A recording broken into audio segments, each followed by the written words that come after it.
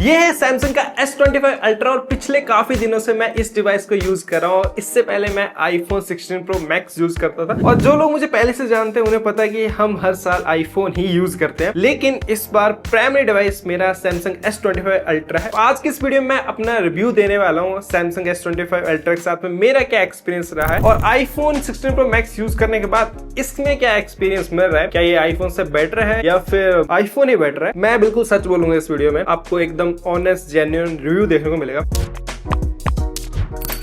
Alright guys, तो सबसे पहले मैं इस फोन की बिल्ड क्वालिटी और डिजाइन की बात करता हूँ। देखो, डिजाइन मुझे आईफोन का भी पसंद था और इसका मुझे मतलब अच्छा लगता है और मैंने अपने काफी फ्रेंड्स से भी पूछा, पब्लिक में जाके भी मैंने थोड़ा बहुत पूछा था, दोनों डिवाइस साथ में दिखा के कि सैमसंग ज्यादा अच्छा लग रहा है आपको या फिर आईफोन। ज्यादातर लोगों ने सैमसंग की तारीफ की, इसका डिजाइन ज्यादातर लोगों को पसंद आ रहा था और कुछ थे जो कि आईफोन 16 Pro Max को पसंद कर रहे थे। और जब आप दोनों स्मार्टफोन्स को सेम टाइम हाथ में पकड़ोगे ना, तब जो फील होता है ना, उसकी बात मैं कर रहा हूँ। इसके अलावा इस फोन की बिल्ड क्वालिटी की बात करूं भाई, बहुत सेटिस्फाइंग है। स्टार्टिंग में मैंने ये फोन काफी दिन तक मैंने बिना टेम्पर ग्लास के यूज किया, एक भी स्क्रैच नहीं आया। और आईफोन में सबसे बड़ी दिक्कत ये देखने को मिलती थी, अगर बिना टेम्पर ग्लास के यूज करो भाई बहुत ज्यादा स्क्रैचेस आ जाते थे। कार की और आईफोन 16 Pro Max बिना टेम्पर ग्लास के आप पॉकेट में रख ही नहीं सकते हो, तो ये सबसे बड़ी दिक्कत थी 16 Pro Max की और इसमें ये नहीं है। और सेकंड थिंग, इसकी जो डिस्प्ले मुझे बहुत प्यारी लगी। आईफोन 16 Pro Max की डिस्प्ले बहुत अच्छी है, लेकिन इसकी उससे भी बेटर है क्योंकि रिफ्लेक्शन काफी कम आता है और इस चीज की जब आदत पड़ती है ना, तो दूसरे स्मार्टफोन थोड़े से फीके लगते हैं डिस्प्ले के मामले में। तो डिस्प्ले इसकी मुझे वन ऑफ द बेस्ट लगती है। बिल्ड क्वालिटी के मामले में भी अच्छी है, स्क्रैचेस भी नहीं आते और फोन एक दो बार गिरा भी तब भी कुछ भी नहीं हुआ इसे। और साइड फ्रेम तो आपको पता ही है टाइटेनियम की है, उसमें कोई दिक्कत नहीं है। और बैक साइड भी ग्लास की है और अगर टूट भी जाए बाई चांस, मेरे तो टूटे नहीं, तो सस्ता काम रहता है आईफोन के कंपेरिजन में। और इसके अलावा मैं डायनेमिक आइलैंड मिस कर रहा था क्योंकि उसमें सारी चीजें आ जाती थी ऊपर, लेकिन इसमें 9 बार देके रखा है, तो वो भी प्रॉब्लम सॉल्व कर दी है One UI के साथ। और इसके अलावा मेरे साथ कुछ चीजें इस फोन के साथ में जो एक्सपीरियंस है वो अच्छा नहीं रहा है। एक्चुअली मैं अपने रूम में बैठा हुआ था बेड के ऊपर और मैं फोन को इस तरह से यूज कर रहा था इस तरह से, ये मेरे हाथ से छूटा एकदम से और गिरा भाई, यहाँ पर होंठ में लगी और अंदर की साइड से मेरा पूरा होंठ फट गया। फोन सॉलिड है, इससे ये तो पता लगता है। ये एक्सपीरियंस थोड़ा सा बुरा हुआ मेरे साथ। आईफोन के साथ में कभी ऐसा नहीं हुआ, बट इसके साथ हुआ। इसके अलावा बारिश में फोन भीगा है, आईपी रेटिंग की कोई दिक्कत नहीं है। प्रॉपर बॉर्डर टेस्ट अगर आपको चाहिए तो बताना, फिर मैं एक अलग से, जैसे हम आईफोन्स का टेस्ट करते हैं, पूल के अंदर लेके जाते हैं और मतलब एक्सट्रीम लेवल का टेस्ट करते हैं, वैसे कर सकते हैं। लेकिन एंड्रॉइड में मैंने बहुत ही कम किया है, तो कर सकते हैं ट्राई अगर आप बोलो कमेंट सेक्शन में। चलिए, तो फिर बिल्ड क्वालिटी और डिजाइन में तो मुझे कोई कंप्लेन नहीं है इस फोन को लेकर। इसके बाद मैं नेक्स्ट डायरेक्ट परफॉर्मेंस की बात करने वाला हूँ और यहाँ पर मैं जो टेक्निकल फीचर्स वगैरह उनकी बात नहीं कर रहा हूँ क्योंकि वो सब तो आपको पता ही है, कितने मेगापिक्सल कैमरा है, कौन सा प्रोसेसर, आई नो आपको सब कुछ पता है। यहाँ पर मैं रियल लाइफ एक्सपीरियंस की बात कर रहा हूँ। तो परफॉर्मेंस में डेली टास्क में भाई एकदम मक्खन चलता है, कोई भी दिक्कत नहीं आती है। 120 हर्ट्ज की डिस्प्ले और स्मूथ एक्सपीरियंस रहता है। परफॉर्मेंस के साथ में फास्ट डेटा ट्रांसफर हो जाता है डायरेक्ट। मैं फोन के साथ में SSD लगा सकता हूँ, अपना कैमरा डायरेक्ट कनेक्ट कर सकता हूँ, डेटा एकदम से ट्रांसफर हो जाता है, इसमें बहुत फास्ट रहता है। और इसकी जो डिस्प्ले ये 120 हर्ट्ज पे चलती है, तो बहुत स्मूथ एक्सपीरियंस रहता है। आईफोन में पता क्या होता है, जैसे सैमसंग में मैंने ये YouTube ओपन किया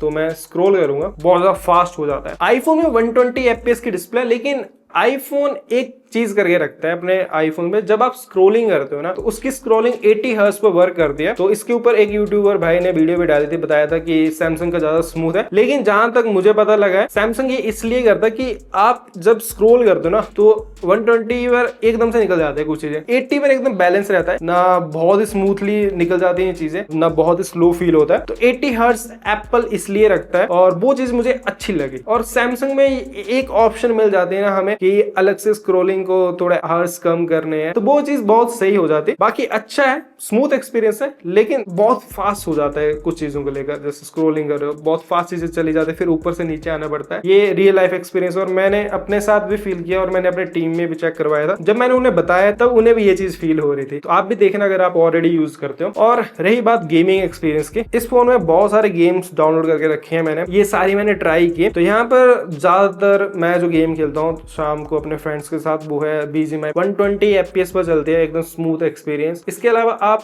HDR में भी गेम प्ले कर सकते हो, लेकिन HDR गेम प्ले मुझे आईफोन का बेटर लगा था, उसमें 60 FPS कंसिस्टेंट मिलते हैं। इसमें खेल सकते हो, लेकिन 60 FPS कंसिस्टेंट ये डिवाइस नहीं दे पाता है, लेकिन 120 FPS कंसिस्टेंट देता है काफी हद तक, थोड़े बहुत फ्रेम ड्रॉप देने को मिलते हैं। रही बात थर्मल्स की, देखो ये फोन हीट तो होता है, लेकिन आईफोन में एक दिक्कत आती है, आईफोन जब हीट होता है तो वो ब्राइटनेस ड्रॉप कर देता है और आईफोन थोड़ा स्लोली हीट होता है और एकदम से बहुत ज्यादा हीट हो जाता है, फिर ब्राइटनेस ड्रॉप कर देता है। और सैमसंग जो है ना, ये अगर आपने अपने रूम का फैन चला के नहीं रखा है, एसी चला के नहीं रखा है, तो ये थोड़ी देर बाद हीट हो जाएगा एकदम से। और बहुत ज्यादा अगर हीट हो गया, एसी वगैरह बंद है, फैन बंद है, तो ये ब्राइटनेस ड्रॉप नहीं करता, ये क्रैश कर देता है। एक बार मेरे साथ हुआ, इसने गेम को क्रैश कर दिया और एक बार पूरा का पूरा फोन ही रीस्टार्ट हुआ अपने आप, बहुत ज्यादा हीट हो गया था। आई थिंक ये इसलिए होता है कि फोन कहीं ब्लास्ट ना हो जाए। गेम खेलते खेलते क्रैश हो गया, एक बार पहले भी हुआ था और आज फिर से हो गया। अभी रूम का टेम्परेचर मैं दिखा देता हूँ, रूम टेम्परेचर 26 है, तब भी हीट होके क्रैश कर रहा है। देखो गेम ओपन है, क्रैश कर गया। लेकिन हाँ, ये क्रैश कर देना ये भी एक तरह से फिर जब आप गेम खेलते हो एकदम से फिर चीजें थोड़ी सी दिक्कत दे देती है। तो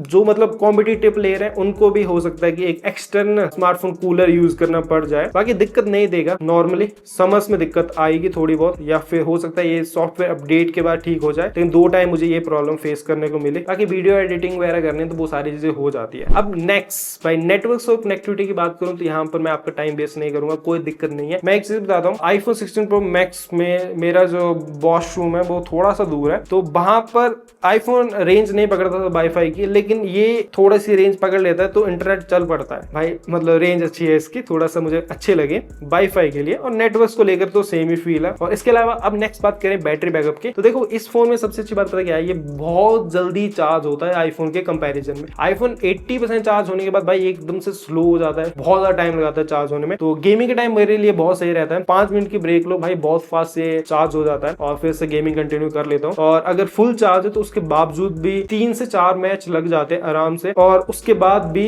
40% तक बैटरी बची होती है। तो बैटरी बैकअप इसका बहुत अच्छा है और साथ में फास्ट चार्जिंग है। तो बैटरी को लेकर मैं कहूंगा आईफोन से बेस्ट मुझे लगा बिकॉज ऑफ फास्ट चार्जिंग, और इसमें बैटरी हेल्थ दिखाई नहीं देती है, तो साइकोलॉजिकली वो प्रेशर भी नहीं पड़ता है कि हाँ बैटरी हेल्थ कम हो गई। और नॉर्मल यूज पर तो भाई 1 दिन से ऊपर आराम से निकाल के दे देता है। और आइडियल ड्रेन जो है इसका, सुबह उठने पर 100% चार्ज है तो फिर 4% तक ये बैटरी को कम कर देता है। तो यहाँ पर बैटरी को लेकर मैं यही कहूंगा, आईफोन और इसके कंपैरिजन में बैटरी बैकअप दोनों सेम निकालते हैं, ज्यादा फर्क नहीं है, लेकिन फास्ट चार्जिंग की वजह से ये मुझे काफी अच्छा लगा। और नेक्स्ट मैं बात करूंगा कैमरा की। भाई आप सभी कैमरा के बारे में काफी जाना चाहते हो, तो देखो गाइस इसका कैमरा मुझे बहुत अच्छा लगा। पोर्ट्रेट फोटोज वगैरह बहुत अच्छे निकल के आते हैं, रिजल्ट बहुत अच्छे आते हैं, मतलब लोगों को पसंद आते हैं डायरेक्ट जो इसके फोटोज होते हैं आईफोन के कंपैरिजन में। आईफोन जो है काफी नेचुरल फोटोज क्लिक करता है, जब आप पोर्ट्रेट फोटोज क्लिक करते हो तो रियल टाइम दिखाता है कि यस जो आप क्लिक कर रहे हो वो ही रिजल्ट आएगा। और सैमसंग में ऐसा होता है जैसे आप फोटो क्लिक करते हो, फिर उसके बाद ये एआई की मदद से या फिर थोड़ा सा प्रोसेस लेता है और उसके बाद फोटो को एनहांस कर देता है और रिजल्ट बहुत लाजवाब दे देता है। जब आप पोर्ट्रेट फोटो क्लिक करते हो तो ब्लर भी रियल टाइम में ये नहीं दिखाता है, थोड़ा सा प्रोसेस करता है उसके बाद दिखाता है, उसके बाद ऑटोमेटिकली पोर्ट्रेट एकदम बढ़िया निकाल के दे देता है। आईफोन में मुझे वो चीज अच्छी लगती है, रियल टाइम पता लगता है। लेकिन हाँ, आईफोन में जिस तरह के फोटोज ये क्लिक करता है, आईफोन में आप थोड़ी सी आईफोन के इनबिल्ट जो सेटिंग्स देके रखे हैं एडिटिंग की, उनसे ट्वीट कर सकते हो उन फोटोज को और अपने अकॉर्डिंग कलर्स वगैरह एडजस्ट कर सकते हो, तो वो तो उसमें भी हो जाता है। लेकिन हाँ, अगर आप ऐसे बंदे हो कि जो कि डायरेक्ट फोटो क्लिक करता है और सोशल मीडिया अपलोड करना पसंद करता है, तो ये भाई उस चीज के लिए बहुत सही है। लेकिन जब बारी आती है वीडियोग्राफी की, नो डाउट इसका कैमरा बहुत अच्छा है, आईफोन वीडियोग्राफी के लिए बहुत अच्छा है, मतलब इससे मुझे अच्छा लगा वीडियोग्राफी के लिए। लेकिन उसमें प्रॉब्लम ये थी कि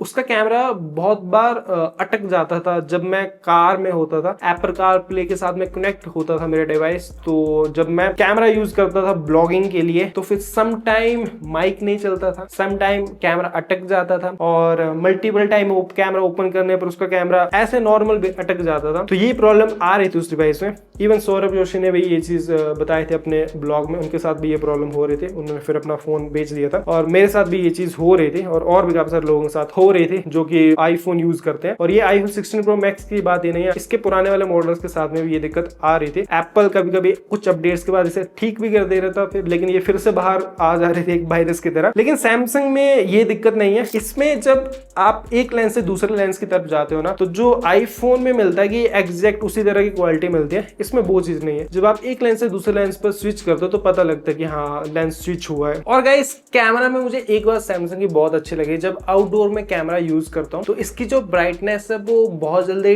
डिम नहीं होती है। और आईफोन की बात करूं, अगर आप डे लाइट में आईफोन को यूज कर रहे हो, वीडियो रिकॉर्डिंग कर रहे हो या फिर कैमरा ज्यादा देर तक यूज कर रहे हो, फोटोज कंटिन्यूसली क्लिक कर रहे हो, तो वो बहुत जल्दी ब्राइटनेस डिम कर देता है। 16 प्रो मैक्स में भी ये चीज हो रही है। सैमसंग में भी ब्राइटनेस ड्रॉप होता है, लेकिन इसमें विजन बूस्टर दे के रखा है, तो इसमें ब्राइटनेस ड्रॉप जैसी दिक्कत जो है ना वो एक्चुअल में आती नहीं है। तो ये मुझे आउटडोर में थोड़ा ज्यादा फायदा देता है, आउटडोर में वीडियो रिकॉर्ड करते करते टाइम। बाकी मुझे कैमरा को लेकर कोई दिक्कत नहीं है। फोटोग्राफी के लिए मुझे सैमसंग ज्यादा अच्छा लगा, वीडियोग्राफी के लिए आईफोन ही अच्छा लगा। और लेकिन आईफोन में बहुत दिक्कत है, वो इरिटेटिंग है थोड़ी सी, लेकिन अपडेट के बाद एप्पल ने ठीक भी कर दी थी, लेकिन बीच बीच में फिर से वापस आ जाती है वो प्रॉब्लम। और कैमरा कंपैरिजन मैं ऑलरेडी बना चुका हूँ आईफोन 16 प्रो मैक्स के साथ में सैमसंग S25 अल्ट्रा का। उस वीडियो अगर आप देख लेना, अगर आप कैमरा कंपैरिजन थोड़ा डिटेल में जानना चाहते हो, तो मैं यही कहूंगा मुझे इसका कैमरा फोटोज के लिए स्पेशली ज्यादा अच्छा लगा। और साथ में जो AI फीचर्स है, कुछ इरेज करना है, जनरेट करना है, वो मुझे सैमसंग का ही बेटर लगा आईफोन के कंपैरिजन में, क्योंकि इसमें क्लाउड बेस्ड AI दे के रखा है। जो आप फोटो में से कुछ इरेज करते हो, जनरेट करते हो, वो क्लाउड बेस्ड होता है। और आईफोन ने इनबिल्ट दे के रखा है, उसमें एप्पल की अपनी प्रोसेसिंग रहती है, जो इंटरनल पार्ट्स हैं